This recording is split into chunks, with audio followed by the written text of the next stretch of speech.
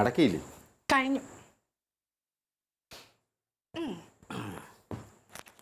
ഇലക്ഷനെ നമ്മുടെ പാർട്ടിയിൽ ഒരാൾ ജയിച്ചല്ല, അതിൽ മേൽഘടകത്തിൽ നിന്ന് വിളിച്ച് എന്നെ അഭിനന്ദിച്ചു.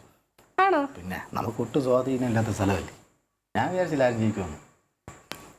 ഞാൻ ചീത്ത വിളി കിട്ടുമെന്നാണ് വിചാരിച്ചത്. മേലും എന്തായിരുന്നാലും അത് കൊള്ളാം.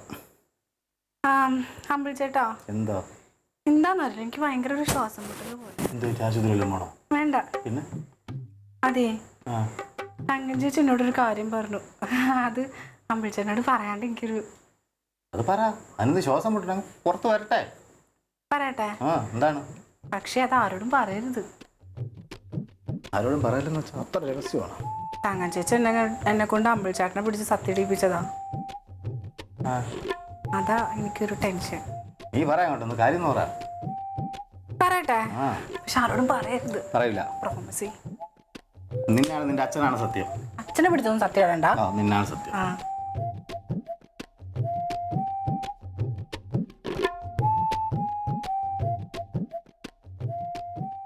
ശരിക്കും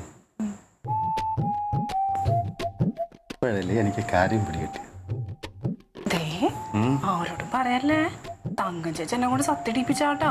അറിഞ്ഞു കഴിഞ്ഞാ എന്ത് ചിരിക്കണം, എനിക്ക് നാണക്കേടാവും.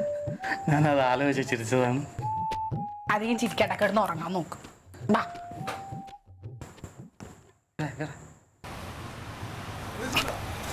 അരിയേ വെള്ളറേ. ഹലോ അമ്പിളി ചേട്ടാ, എവിടെ സുഖം. എന്തിവിടെ ചേട്ടനൊക്കെ പിന്നെ ഒരു ഗ്ലാസ് പിന്നെ കേന്ദ്ര കമ്മിറ്റിയിൽ എടുത്തെന്നൊക്കെയാണല്ലോ അറിഞ്ഞത്. നമ്മളെയൊന്നും അറിയിച്ചില്ല. കേന്ദ്ര കമ്മിറ്റിയിൽ എടുത്തിട്ടില്ല. അങ്ങനെ ഒരു ഇതുണ്ട്, എടുക്കാനായിട്ട് ഒരു ധാരണയുണ്ട്. പിന്നെ എന്നാലും ഒരാളിലേക്ക് ജയിപ്പിച്ചല്ലോ ഒരു വോട്ടിന്. ഞാൻ ഒരു സത്യം പറയണ്ട. ചേട്ടൻ പറഞ്ഞു. രഹസ്യമാണ്, പരമ രഹസ്യമാണ്. പറഞ്ഞു കേട്ടാ?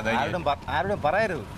ഇല്ല, എൻ്റെ ഭാര്യയുടെ തലയിലടി സത്യം ചെയ്താണ് വന്നിരിക്കുന്നത്. ഇത്രയും കാലം ചേട്ടൻ പല രഹസ്യങ്ങളും പറഞ്ഞിട്ടുണ്ടല്ലോ. ഞാൻ ആരുടെയെങ്കിലും പറഞ്ഞിട്ടുണ്ട്? അതെനിക്കറിയാം. ആ വിശ്വാസവും ആ സ്നേഹവും ഉണ്ട്.